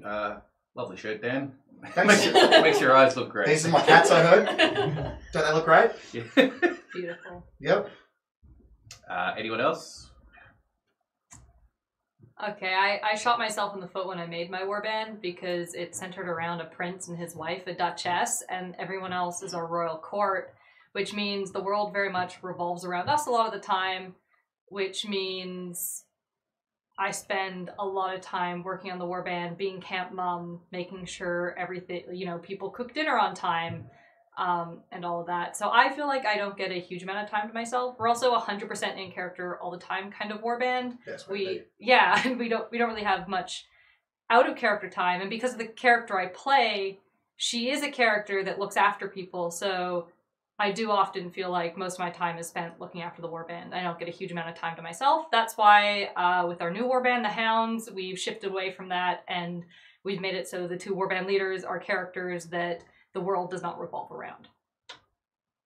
Smart move. because it's Yeah. stressful. I'll be taking something similar under Yeah. advisement. Yeah. I Yeah. shot myself in the foot a bit too because I decided to cater to 3 warbands. Oh my so God. That was a mistake. I know. How? They're all finally picking up that you're wearing it. Oh yeah. Stop shirts. I just presumed Nice I one. wore that every day. No, it's not sexist Yeah, because of dude, what what shirt are you wearing? That's ridiculous. Why would you do that? Anyway, Yeah. So Mr. Katie, Potato Head does not approve. just need like shift this over a bit. well, that's Disneyland, by the way. I got some funny looks from parents. Really? Yeah, so I got Disneyland, Euro Disney. You're Was yeah, better be specific. It's weird that they disapproved then. Oh no, it was the only Disney shirt I owned. Oh no, I meant Euro Disney. Weird Oh, that yeah. yeah. Anyway, back to the question. Sorry to side around. Yeah. So catered for 30 people for 7 days. So that sucked up a lot of my time. But it also helped give me a little bit more time because I knew they were always fed. I knew I knew they weren't going to die, basically. And I am very much camp mum as well, which I think most war bands take. Can we have a on round of the applause for everyone who's had a camp mum? role. Everyone has been or had one at some stage, and they are the godsend to any warband. Yeah. Shout out to Chelsea. You're next, Kieran. It's you next time. Tom from the road. He does make a good mum, Yeah, doesn't he's he? a Well, good he's the one. camp chef because we've been going in with Rogue's food because the catering is. But he volunteered just to cook for us this quest while Chef handled the Rogues. Our other camp mum is my partner Emily, so props to her as well. She does amazing at making sure that nobody freezes to death and is looked after when it rains, especially. It is something Oh, yeah, you have to worry about. Yeah. Mm. It is, as a warband leader, you do have to worry about people getting hypothermia. No, I'm Yeah. saying I don't. Yeah. Yeah, right. I straight let Also, Jared as a sleep under warband, table. you should have a shovel on site. Double what? You should have a shovel on site. Oh yeah. Yeah. He's Yeah. mentioned. A lot of warbands don't. What was that, shovel? sorry? A shovel. Oh Yeah. And other basic equipment. And a broom. Yeah. And a We had a broom. pick. We had a hand A basin. bin. We've Oh my we gosh. had 2 Who doesn't Incoder have a bins. bin? Lots. Just bags, bags hanging up on It's Yeah. a typical first quest is a new warband mistake is not having a bin. Yeah. You learn your problems. Yeah. We had 8 people come down from Queensland to camp with us. Forsaken. Yeah. They yeah. look great. Yeah. Oh my god, Yeah. their kid is on point. I'm so jealous. Yeah, amazing. So good. And they were like the best people you had to ask for to come Awesome. and camp with us because we were just I pretty much just said yes. Yeah. I was like, they're like, oh, we're Egyptian themed, like, sure, camp with us. And then Yeah. I thought about it later, I'm like, I don't know these people. Yeah. But Also, yeah. another real good one. We had lots of paths in our camp. I don't know if you guys noticed that, but we didn't have any mud or any wrecked ground. Everyone's shoes weren't caked in mud when they were going to their tents. So I really recommend that. Just buy cheap fencing and cut it up. Mm. Doesn't look the best, but No, it looked great. practically it's good. It looked great. Thanks, man. I would have rather walked on the grass. There's I a enjoyed life, it. man. I loved it. That- Pretty much most of the weekend, yeah. Can I just say I hate Lardner Park, but that grass was The Fantastic. first night, Grass. I had some soaked feet. Like when Oh, the yeah. grass was higher than the Yeah. top of my shoes and it's going down my hose. We bought a lawnmower. Gosh. Yeah, Gosh, we, no. I saw that. Yeah, Yeah. it was a lawnmower. What was that Sign about? that. Yeah. Did We you want hired to the see our lawnmower. fighting circle? Our Is fighting that circle what we was all like had, a manicured green. Manicured green of fight circle. Oh, you got a coop field mown into our field. Yeah. We also mowed a path up to the toilet so we didn't get wet pajamas. I saw that. Yeah. Yeah. Smart. Respect. Yeah, I Respect. respect that. Frico had a hot water system, continuous hot water system. If we're comparing, we had a coffin. Are we bragging about camps now? My guys try to cook meals, and I'm like, don't you fucking dare. How was your bed? Do you know I didn't bring straw this time? Oh, rookie. I just had one blanket under me, one blanket over me, and one blanket for a pillow because I forgot to bring a pillow. Oh, dude. And one of my guys sacrificed a blanket for me to use as a pillow. Should have just used kit, mate. Should have But used you your know, chest piece. No, but stick you know what? Anderson. No, but Yeah, I should have actually. Your I didn't even modern think of clothes that. becomes the pillow for the rest of the Yeah, quest. it does. Done My that cloak, before. my cloak becomes a pillow. We modern shit gets hidden away in our camp. Oh yeah, Okay, zero sure, modern on display. Even because our barracks is meant to be in character, so if you're in the barracks, you're in character, ish. Yeah. Like it can also it doesn't have to be 100%, but yeah. So you're kind of expected to keep your in character stuff out of the way. didn't really happen by the end of this week. Though. Write a cleanup roster. I had a clean up roster. Yep. Yeah. So We did we. have How good did our camp look? It looked great. Yeah. Clean. we Yeah, have we a had no camp trash as well. prefect. We give them Just everyone baton. puts in. And No, we had no trash. If they're holding that baton, It's good. it only means anything when it's inside the camp. If they're holding that baton, they like pick up that tiny little gum wrapper and put it in the bin. You got to do what they say. The best one is just a wicker basket with garbage bag liner. Yep, that's what we have. Had two of That's them. what you need. Perfect. Super simple. Um, I think we've actually moved on to Oh, the. yeah. Yeah, we I have. keep trying to come back to it Tips because and I want to tricks. hear about when you were Warband leader of Freako, about your time versus not your time. Okay. Someone's actually asking me at Quest about it compared to Shane, because Shane was busy. Very busy, yeah. The current captain of Free Company. At one stage, it was triple parked people waiting to come in and visit and discuss politics. Like a 40-minute wait to be processed through. And the thing I was saying was, I was Warband leader from like 2011, 2013, sort of that time period, where like we made up a far bigger percentage of the player base. There were less warbands, less players. So you didn't have as many other people to deal with. And you also didn't have as larger a larger warband or as much stuff. The expectations weren't as high. You didn't have walls, you didn't have this, you didn't have that. And the game was shorter. The change from the game to a 7-day event has had such a huge impact on the requirements of a warband leader, I think, than any other change within the game structure itself. First quest was 24 hours. You get on the Friday night, you can actually socialize with everyone else out of character. Monday morning, you can have a lazy breakfast. Saturday morning, a lazy breakfast. And it was midday Saturday to midday Sunday. But it was every month.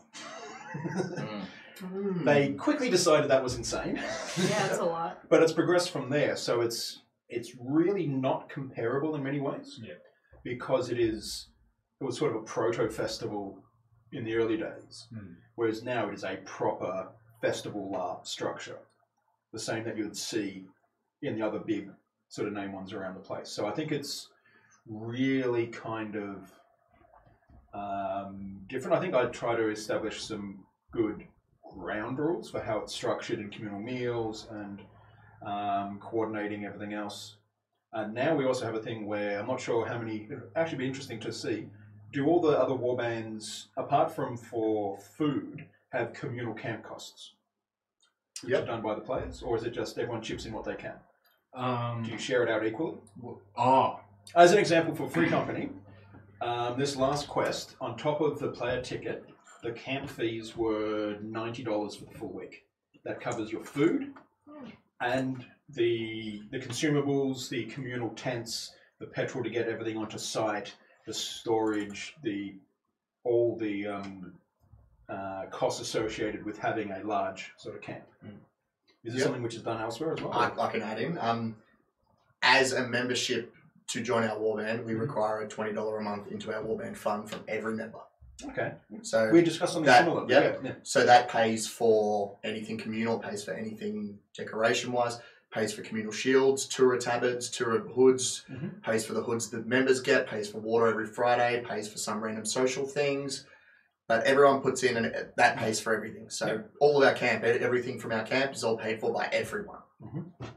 That's how we do it. Communal food, we had a couple of communal things through the week that were paid for with that, but normally most people fend for themselves because we have a lot of different dietaries like vegans and allergies and vegetarians and whatever, so most people just fend for themselves, but that's how we do it. Yeah. We, over the years, have accumulated a lot of communal stuff that has just been donated.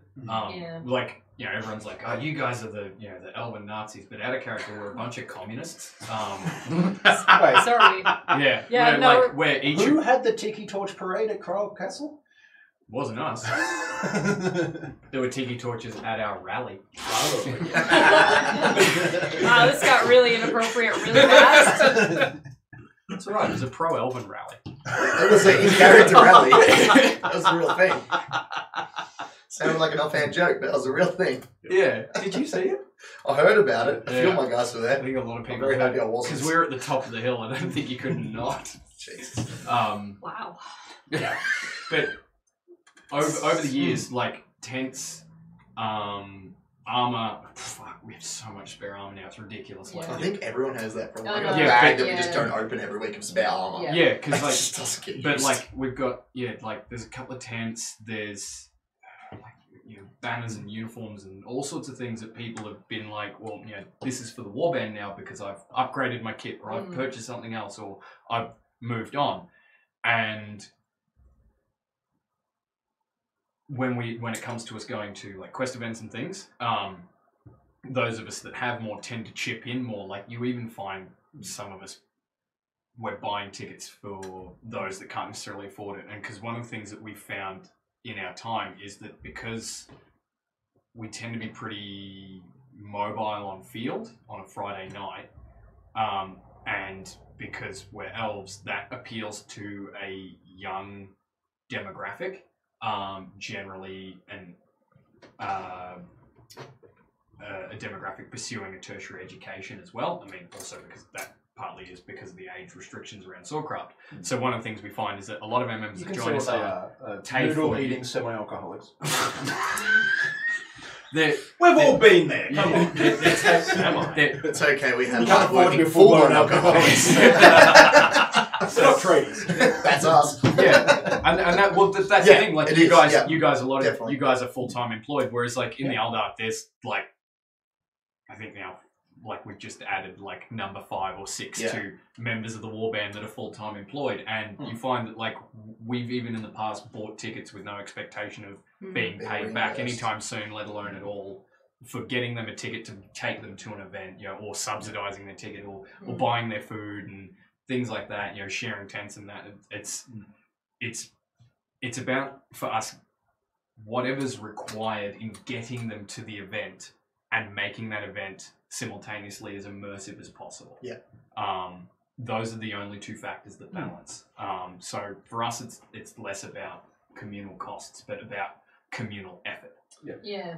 As I said, it's interesting. Everyone has a different slight. Ours has take on been built by necessity because Yeah. we get a lot of young kids join us and they can't. We're like, what if we all like chip in $5-10 a month? And everyone's like, I wouldn't eat. And I'm just Yeah. like, damn But it. if they can afford the $14 for the Friday every week, and then they turn up and they've purchased like armor or clothing and they're buying extra fancy stuff, to me that's just $5 more that helps the whole team. Yeah, So that's my opinion of looking at it. So I see it as a necessity because otherwise I'd be out of pocket already $3,000. Oh yeah. $4,000? Yep. Probably more. And I know Jared always puts money in for everything, and he's just like, here's this, I bought this, here's this, I bought how much this. do you reckon you spent setting up your warbands? That's Oh. In the past year, we spent about $4,000. Me and Kieran. and you guys have been running for 2 years. Yeah. So the first, there's also that's for an established warband. yeah. And we're now moving more towards Yeah. Lucian's model Okay. because What do you reckon? Yeah. Getting yours kicked off. What do you reckon? I couldn't tell you. Yeah. I hadn't. If I started counting, my wife would kill me. Yeah, I bought a car specifically so that I could start the other. We bought a new car, and I'm at the dealership going, I need roof racks, and I need a tow bar. I've done the same thing with my And then car. I went- Trust me, that's why it's a 7-seater wagon. It's like, oh, it's a great family car. And I go to so I Quest can put with a bed in my thing. Go to Quest with a brand new family car, leave my Kingswood at home. Yeah. My poor wife. But anyway. so you just start the warband with your wife. This isn't a kettle of fish. No, I get that. So Adele, how's the Circle of Lions sort of structured in communal efforts and things like that? So for Quest? usually when there's like, so we bought our pillars. You guys probably saw our pillars. Yeah, that's They look high. great, That was yeah. cool. So Pity you couldn't get the other two. I know. Oh gosh, they had There were four, more? They had 4 pillars, but they sold 2 before we even saw the listing, and we were like, damn it! But probably for the best. Yeah. There was another 2 trips. Yeah. So Matt and I were pretty much. Well, I was pretty much like, I'm going to buy them $300. If people want to put in money, like Damn, that's we'll, cheap. we'll put in. That's decent. Yeah, it was decent, and we'll put in money, and then What I are they gave made of? fiberglass, and they had a solid concrete base. Cool. Ooh. Yeah. Nice. So, and then we spent $50 on fuel. Yeah. Probably more, but Mm. that's So many will forget to add in the cost of fuel. yeah. shit, Yeah, transport and logistics yeah, is yeah. massive. Oh my yeah. god. Also, quick shout out to James Slade for all the work he does for Freako. Yeah. Oh, without him, it's unbelievable how I'm much just stuff lucky he I does. have a trailer, and I'm like, Oh See, yeah.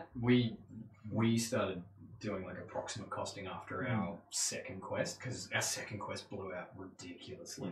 I've got spreadsheets. Yeah, Yeah, I do, so yeah. we just did like approximate costs of like what's contributing, what's costing, blah blah. Like it was just sort of like spoken and maybe some like notes in a notebook, and then one Back of the I know- envelope sort of stuff. Yeah, and then I know one quest someone started to do like proper like costings and stuff, and we're like, oh man, we need to dial this back. And then when we decided to dial it back, we stopped recording properly and just went back to the back of the envelope system. Yeah.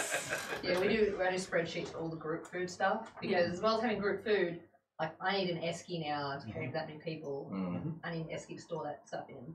I need Yeah. a hand washing basin. I need heaps of stuff Yeah. to make Nice. sure. See, You so need to much, replace like- that ice because it's a week long event. Yeah. Now, see, Actually, our- no, the new XC I bought. 7 days? Yeah, top classic. top Really? notch, yeah.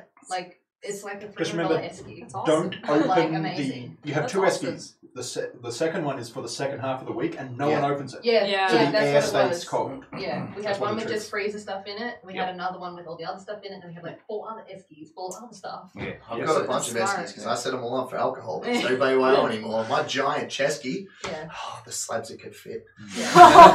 Also, as a quick thing to the people watching at home Oh, this or watching the stream, this may seem boring, but this is absolutely essential for a warband to function. Yeah. Mm. It is not exciting It's actually- stuff. This is oh. what warband welcome leaders to do. welcome. First aid You kits. spend a lot yeah, of money. extra Yeah, water. yeah, yeah. Like, Sunscreen, yeah, insect sunscreen. repellent. Yep. Yep. Yep. I have so much sunscreen now. Oh yeah. It's not. Like 4 It's actually bottles. not just the warbands and the warband leaders themselves. It's also us who are running the guilds. Because I know that my crew probably went out at least 3 or 4 times to go fetch more things. Because we just when we put it all together, we realised we were missing this, missing that, and they probably spent $200 to $300 more Yeah. getting more stuff that we just know we needed. Because we couldn't put it all together until we got to the event. So once we put it together, it was Yeah. like, oh, we need to go down the shops again. And you realise things you forgot. Yeah, Things yeah. you missed. That last minute Bunnings run. Yeah. Yeah. That See, was, Aaron, I don't that think was we a had bonus one this in Light in year. the Park. Oh, it was yeah. close to those sort but of shops. even Close being to civilization. We have a cheat for the last minute Bunnings run. So Jared works at a hardware and he finishes Sunday night at 5:30. So he's like, Ah. anything you need that you didn't have at setup, let me know, I'll bring it in the morning. So always it's like, here's the list. All right. I am now going to jump on to a question I do want to ask. It's very topical. I think. Uh-oh. It's a very Uh-oh. topical one. Now, the reason why I'm asking this is because there's a few members here of the CSS. And so I'm going to give you some background. Technically, former members of the CSS. Okay. Yep. Anyway. I'm going to give you some background on this. One of the things we were trying to do, trying to plan for this particular event was the rebellion. And the rebellion just didn't go quite to plan how we were hoping it would go. what's the rebellion? Yeah, I don't Exactly. know what that is either. Okay. Yeah. Yeah, anyway, we'll get to that. We'll get to that in a So- second. Oh, Yeah, okay. Sorry. yeah. Yeah. Sorry. I thought that was critical knowledge. Yeah. So the idea behind rebelling is that because the Imperial decided to create the Queen last quest, we decided that one of the things we've been trying to do is that what you do at quest carries over to the next quest, and we try and actually Yeah, add that to it. Well, Like, not we anymore. want that to be part of it more than just be another quest. We just do more random shit. Yeah. We want the story to go from quest to quest as much as we can, and it's a gamble sometimes. So this particular quest, we wanted to play on the whole Imperial versus Rebels Star Wars thing, quite literally. Yeah. Okay. Yeah. Yeah. Yeah. So it didn't work, basically. Mhm. We thought that the leading up to Quest, that the Rebels would be basically huge and outdo the Imperials like no tomorrow. But from what we saw on the Wednesday fight, it was basically the CSS versus I think 2 or 3 other warbands. I wasn't there for the fight, so I don't know the specifics. Was that the one you won? No, Where you the became crown one was Thursday. That Oh, was the crown one was That Thursday. Wednesday was meant to be the rebellion. And Yeah. I don't know. Okay. I didn't turn up Was for it. Wednesday the one where I it started think. off top of hill and run down? I wasn't there for the fight itself. Is So I'm that not Yeah, I think it was that one. But I didn't know that was for the rebellion. I thought that was for, That's a good that was for example. crown pieces. That's what I heard. Yeah, that There was was a to get couple- the weapons back. There was a couple. Yeah, Yeah, you had yeah. to go into town Was to that get Wednesday? the Yes, weapons, come yes, back, and then it I was. think so. I heard for crown pieces. There's Yeah. actually a couple of fights on a Wednesday, I Are believe. you talking? Oh, okay, like well, I they didn't know. kidnapped the queen. I'm not quite sure. That's what I'm sort of getting No, at. I not the think elves it's. kidnapping the not queen. that. I think basically one of the That was problems a is that separate it roleplay. didn't. Vamarman elves. Just want to put that. It out didn't go according to plan, so a lot of Dirty people don't Fae. realise Yeah. it was actually part of it, and that's sort of Mhm. where it's coming from. So I think there was a couple of fights on that particular Wednesday, and the one you guys are talking about was one of the crown Yeah. ones. But there was also a rebellion fight. I'm pretty sure I missed earlier in the that. day, Yeah. and thus that rebellion fight basically became 2 or 3 warbands versus the CSS and whoever else they got along with. Okay. Well, I was So gonna- one-sided and didn't pan out as much as we wanted to. It's really unfortunate. It is unfortunate, and that's a good example of us trying to get something to go Yeah. there and it just falling flat on its face. It's unfortunate it happened. And then thus there lies the problem and the question I wanted to ask was, the CSS to us represented a group of people that, yeah, it makes sense to become an alliance and it makes sense on a political scale to do Yeah. that, but what it created was a side that was just not worth fighting anymore. But we hadn't won for yeah. quests.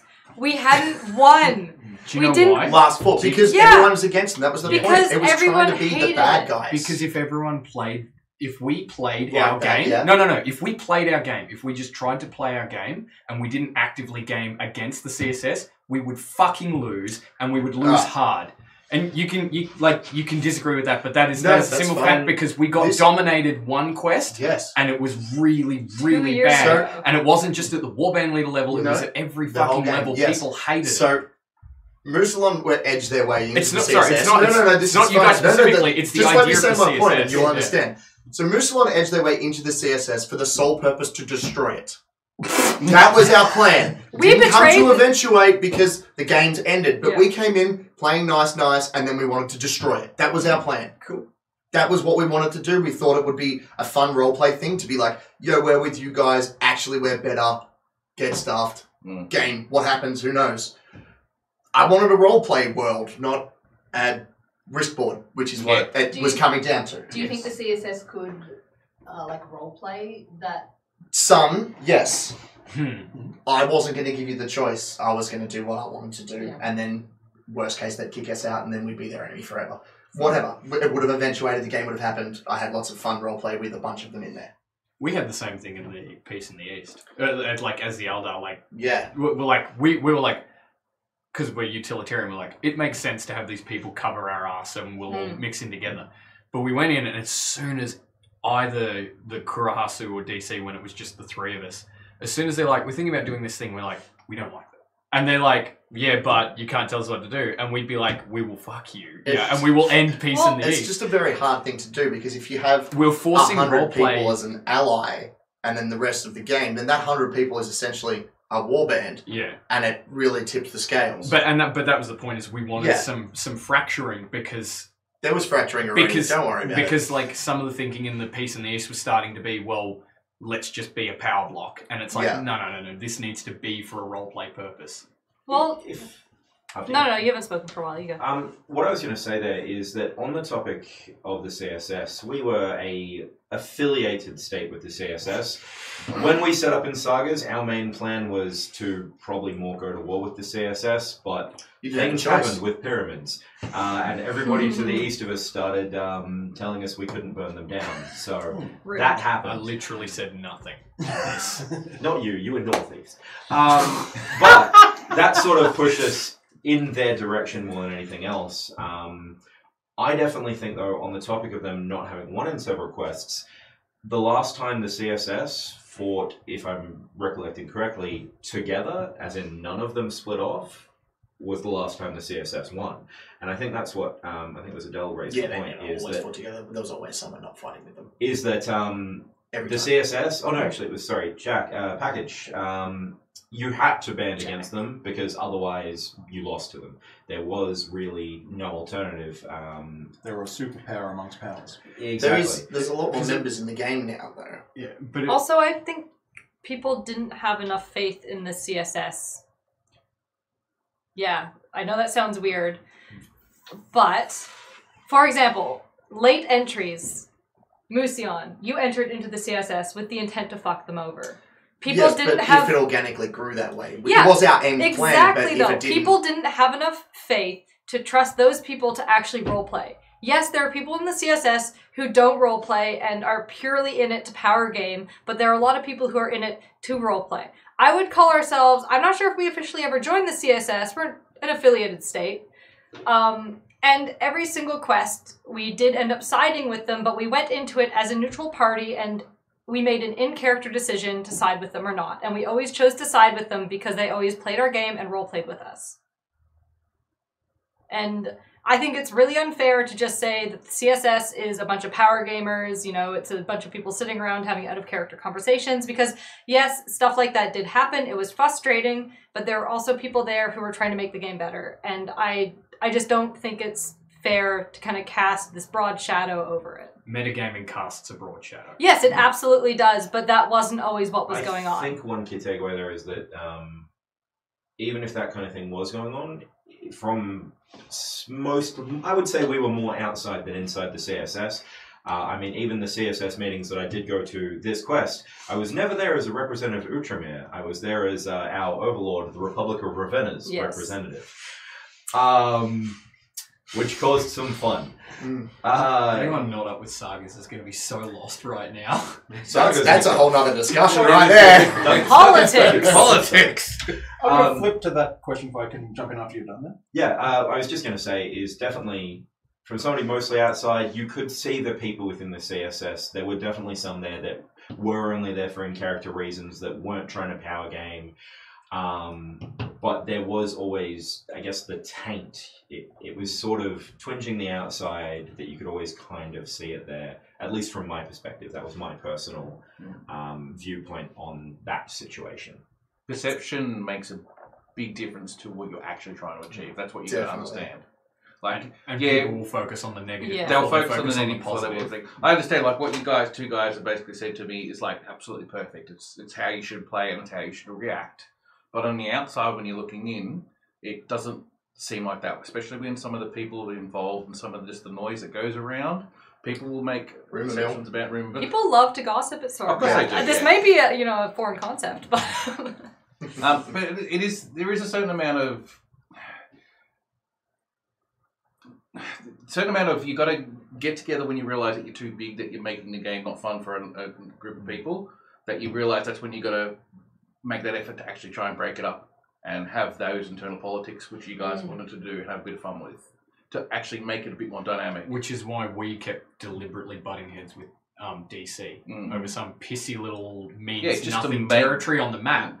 And like they'd be asking us to do something and we'd say, well, you still owe us. And we'd be sitting there with other warbands and things. And DC would have to explain to these warbands why we're screaming our head off in meetings. You know, like, yeah, there's 12 elves just being like, you robbed us. And DC have to like, we're so sorry. You know? It all comes down to what you want to do if you're doing it for in-character reasons. It depends if you want to let something go so it can benefit the game, or if you want to do it to push something so you can win. It depends if you want to be part of the game or a winner of the game. It's a very different drive. The question I was going to ask is, it's kind of a three-part-ish question. As a warband leader, is the politics fun? Is winning politics fun? Is losing politics fun? So any sort of discussions around there? Because obviously it's part of your job. Interacting with other warbands, making alliances, or you get left out. everything's fun if it's in character. Agree. Nailed it. Anything's fun that builds more of a story. We got into a lot of fights against Free Company, Kurohasu, that we didn't have a snowball's chance in hell of coming out on top of those, but we did it for a number of reasons. One, because that was our character. We were there to prove ourselves to our ascendants, our gods. Two, it was something for their players to do as well. Kurohasu especially, a lot of their players, this quest, this was their first chance to be in a war against us, so we messed with them by not fighting back. You know, giving those players, I think, the chance to not necessarily to win and not for us necessarily to lose, but to interact with things that they wouldn't normally get to. I think for me, that's the big thing with diplomacy is every decision I made them in character, but I tried to find ways to make them interesting for my players and for other people's players as well. That battle in the forest, for example, we were there to try and kill all 3 avatars, but we more looked at the Monkey King, the forces he had, and were like, okay, let's justify this as we're going to hit the strongest one first, also because Venator took an arrow shot at us, so that wasn't Pretty rude. Yeah. very rude. We were just standing around that stump. Can I bounce off that then? Who here, like, is in a warband that actively goes out of their way and won't make a decision without consulting the players? I see. How As big in the of rest a of the decision? warband. Yeah. Okay, no, Yeah. I mean like a decision, and Like a if big you guys like an want to alliance. pick, if you guys want to pick a scale, like if there's a level you cap off at, then Okay. go into that. I will usually check with my players, especially when we're getting into situations like we were with Free Company, where they've got 40, 50 odd tickets sold, we've got 10 to the event, so we know it's not going to be something we're going to come out on top. I'll do a quick check with them, like, guys, this is what this is going to mean. A similar thing when we decided not to side with an avatar, and we were potentially looking down the barrel of not even being allowed to take part in some of the battles, but we all agreed, yeah, this is what we want to do in character. I think those kind of discussions, because we were a cult, we're usually more directed out of character than in character, and that's, I guess, a responsible part of warband leading is checking up, making sure that your players are having fun. Every morning we try and get together, have a 5-minute chat. Is everything all good? Does anybody want us to maybe go and have a chat with the warband leader of Free Company to show the Kurahasu, see, like, can you guys scale it back a bit, or everything's okay? We had to put in a request like no attacking us in our camp, which. Sad times. It's fun being attacked in camp, but tangents. So I think it is very important to check with your players as a warband leader and make sure that they are traveling well. Some decisions, though, you don't want to ask them if they need set toilet times. Mostly. Maybe 1 or 2. I view part of being warband leader, like one of your kind of parts of the job description is protecting your players, right? And when we started Chesterwick, no one wanted to do politics. No one gave a crap about politics. So I kind of took that, and with my character, I shielded everyone from politics because I'd make all the political decisions. And we've kind of grown away from that now because we do have a number of players who do give a crap about politics. And so this time around, I let everyone vote on which avatar we went with, because usually I'll just pick, because it was usually pretty organic. For example, Cordelia resurrected our prince, so of course we're going to pledge to Cordelia. And I wanted to go with Monkey King, the quest we just had. And I said, I think Monkey King's the right decision, and everyone said, Monkey King doesn't make any sense, let's go with Janos. And I was like, okay. And it kind of made me realize that they still didn't really care about politics. They still really... we had Dave playing Henry, going off and doing the Senate and doing that side of politics. But so far as the Avatar game went, I don't think any of them even spoke to them. They just kind of went like, oh yeah, no, I don't like the Monkey King. He doesn't make sense. I don't like Joy. He doesn't make sense. Janos, he seems like a reasonable guy. and I said to them, I said, but guys, Janos, he's told me that he wants to take us all to the next realm for him to conquer after he conquers the current realm. And they go, yeah, that's fair. But then you don't go back to Avatar. So we pledged to Janos. In the last stream, he called him. He said he was playing a piece of shit. He was, and my guys knew this, but they Could liked it. understand that. Yeah, but they liked that piece of shit better than any of the other pieces of shits. We tried. Avatars, you're all pieces of shit. No, you're all beautiful people. I love you all. Yeah. We try to do ours organically as the characters would take over and what would happen, so what the back and forth would be. So normally, I always try to double check with everyone and see how everyone's going, but some things go through and then I just try and make sure that everyone's informed, and if they have any opinions in character or whatever, then we can follow that up. I think that's really important that you tell them what's going on. Yeah, you got to let you guys know what's happening. The toolbox meetings. Yeah, and same as if you're doing something like we went and made the Drakes have a very bad day. I'm sure you all heard about that. We let them know in character we were coming half an hour beforehand. We're like, we're coming to do this. if you got something So, sent like, through. 3 other people. That's I good. walked straight out. Meaning went to warn them. I know a couple other people did. We have to Cool. make it fun for That's everyone. fine. It's And not all same- about you. yeah. Yeah. Same as I know Pac-1 had a bad time at one of the CSS meetings, so sent a runner to make sure they were okay out of character, which I think they were, which was good. But yeah, you gotta make sure everyone's happy out of character. That's the main thing. It does It's require. a game. It's a It is fun yes. game. We're meant to be there for a good time. This is our hobby. Yeah. I think Yep. politics is one of the hardest things to get into as a person who isn't a warband leader. Yes. And it really comes back to the warband leader. It's up to us to really try and, if someone wants to get involved, to make sure we try extra hard to include that person. Yeah. Because it can be very isolating in Yeah. politics because people are like, I only spoke to speak to this warband leader about this topic because I know that's Who are the you best though? I'm not going to talk to you. Yeah. You get that response a bit, and that sucks. Yeah. So One thing's you go. okay. One thing we actually did because I found it really difficult when someone would say, "I'd like a private conversation." That is probably my LARP pet peeve is private conversations because what is the point in having a secret if people don't know about it? Yeah. So when other warband leaders would come in and say, I'd like to talk, I'd say, great, you can come into my tent, but I'm not going to make my warband leaders leave or my warband members leave. Yeah. I want them to witness the conversation. I'll take people with me when I go have conversations with other warband leaders. Do you give that as an out of character or an in character? Is that like what you're saying now? Is that what you say? Like it's an out of character response that you're not going to let your players? No, miss it's an out? in character. Okay, I keep it all in character, but part of our pre-quest briefing, because I hope most warbands have a pre-quest briefing. If you don't, you should do that because it's important.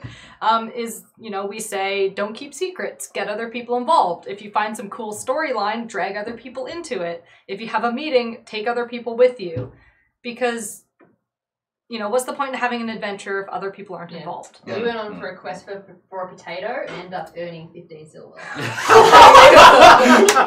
Sounds like a very We good met lots of man. people along the way. So Mad it's profit. crazy. Hashtag capitalism. Love it. Also, package, I can't remember, there's some name for using an in-character justification for an out-of-character decision or reason. It's sort of like it's type of camouflage. What you're saying about asking whether it was in-character or out-of-character, that decision about not having... Oh, intent. right. To say my guys don't miss Basically, out. any time, like if there's if you can provide an in-character justification for an out-of-character reason, it goes down so much better. And that's what I That's was all you asking need. because Yeah, yeah. we do the same thing except we didn't actually have one. We didn't realize we needed one until only maybe 2.5 years ago, and then we started giving it.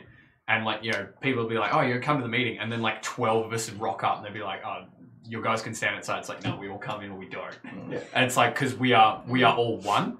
And people would be like, well, you can't. And then be like, well, we're going home. And we just leave. Or they quickly try and pull up some seats for us. Yeah. And that's RP. And that's because that also made sense for us. Yeah. I see, because we are all an egalitarian nation, even though you might have a rank or something. That's not an authority, that's a responsibility, which also translates to a responsibility out of character.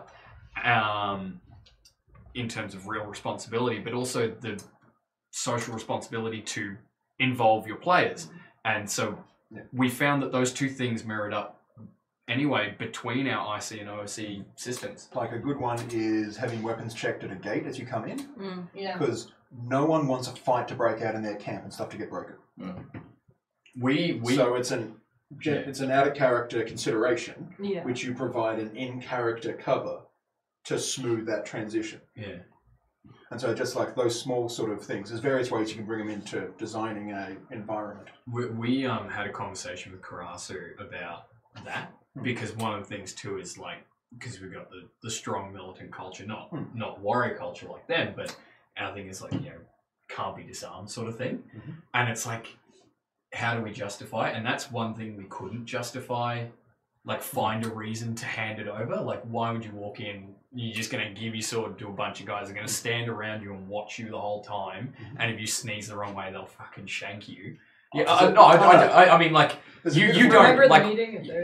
we don't. Bring a chair, put the chair on the outside of the gate, they have their chair on the inside of the gate, you're all armed. And we've done that. We've done that a couple of times where the guys will just stand outside armed. But we got to the point where if you don't want to miss out, just hand it over. And it was something we just had to overlook in our fluff and roleplay a bit, so And that they sometimes you didn't have to miss do out. that. Yeah, Which is fine too, because you're right. You don't want fights to break out and for stuff to get broken in your camp.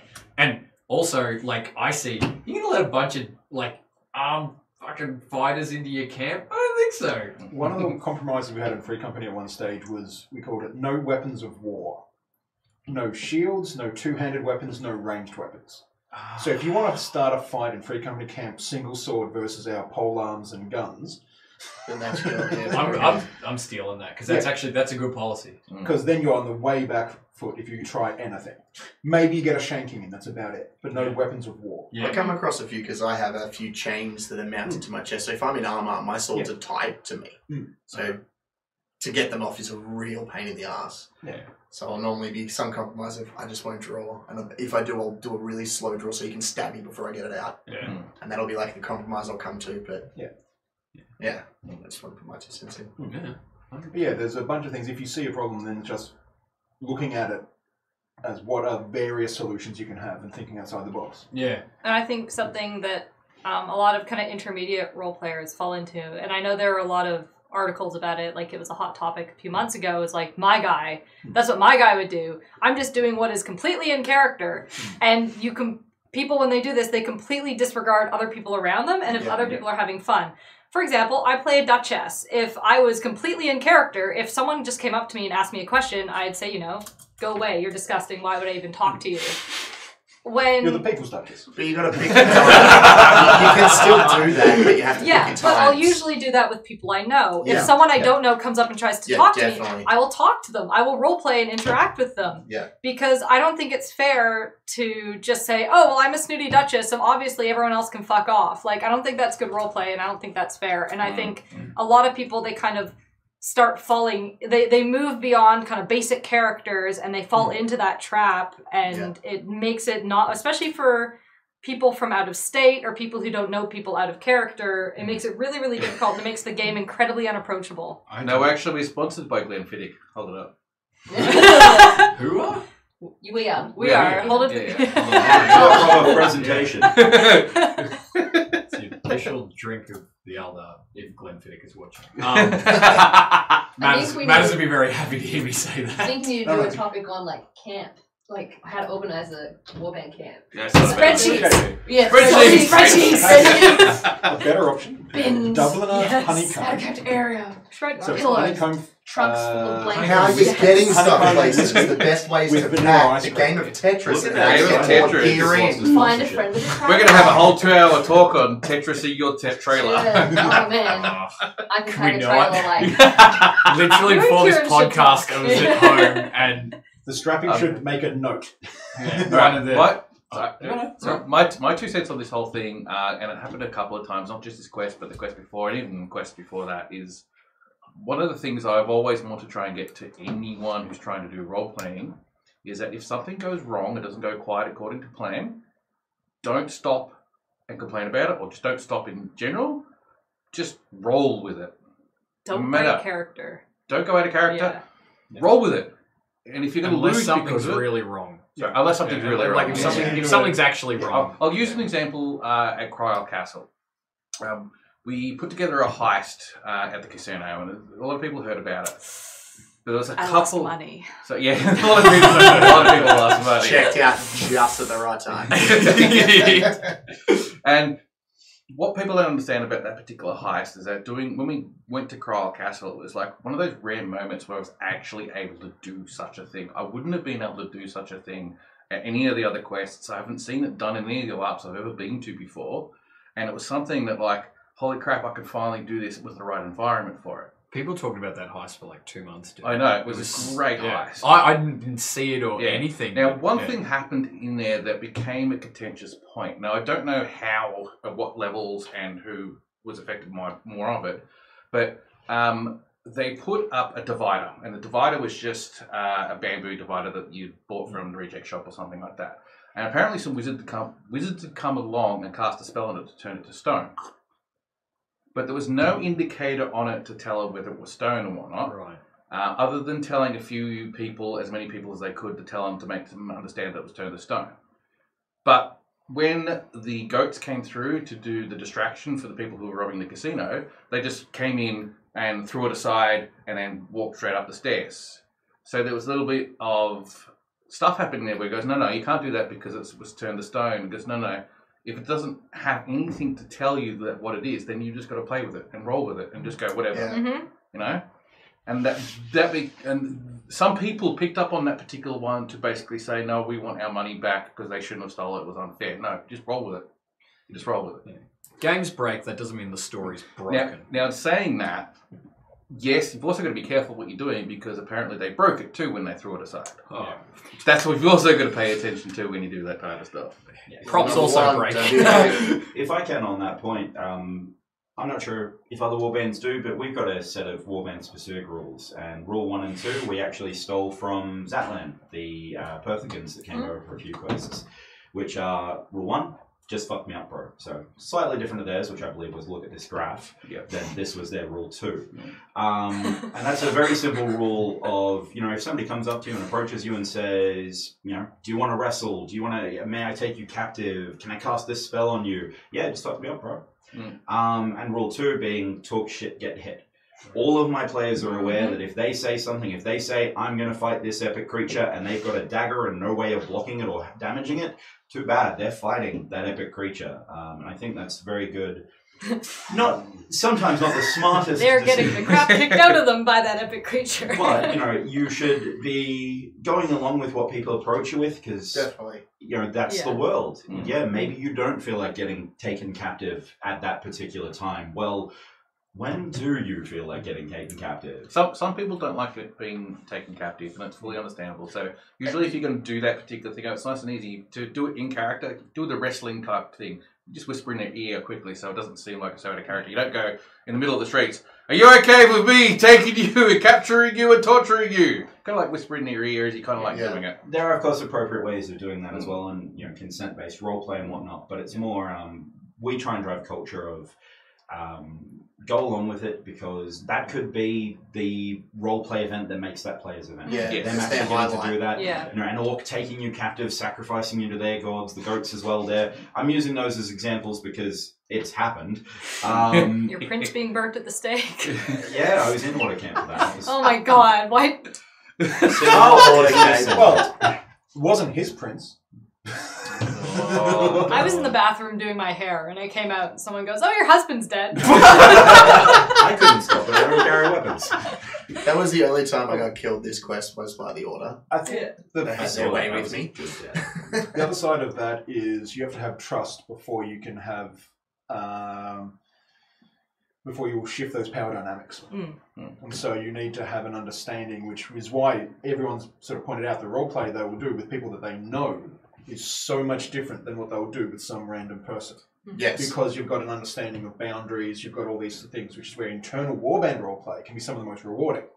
Because there is that degree of trust there that you all know each other and you've got some idea of your own limitations and boundaries. And so, yeah, I think that's getting that out to the wider community, because I don't think all warbands have that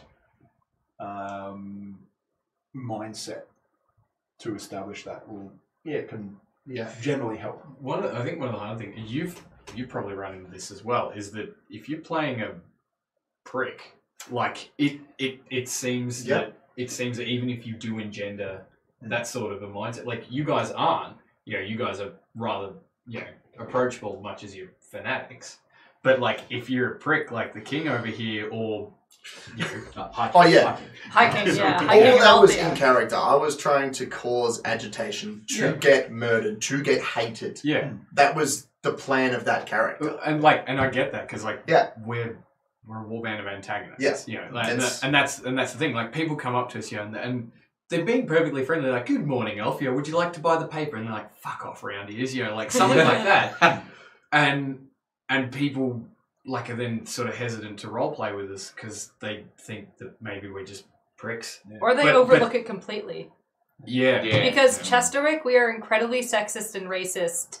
The prince has gone up to Granada and said, whose idea was it to put a woman in charge? That's hilarious. And no one does anything. Yeah. There is a lot of No that. one does anything about it. That's a very hard thing to role play. People feel that boundary. It feels too much like real life. So they, Well, that's why we that's did it. also- We yeah, want to make but- people uncomfortable and yeah. confront those issues. I think the difference for us though too is because we're racist against something Yeah. that doesn't exist. Yeah. You know? Yeah, that helps. So when we're like walking around being like fucking half elves, you know, like kill them all, everyone's like they can go back to real world analogs and Mhm. find an appropriate response that is contextual for their character or their warband or whatever. Yeah. But something like that, exactly like you said, is too much of a mirror image, whereas ours is more like a funhouse mirror. I mean, you killed my half elf. Actually, a once. really good You don't analogy. remember Whoa, because okay. we butchered your Hey, entire. I didn't kill your half elf. All right, one, it wasn't actually me. Two, we're on Estra and nothing actually dies. Just mind the inconvenience to half. Now they do. Yeah. An example I was going to Killed by the use elder. is the pit fiends.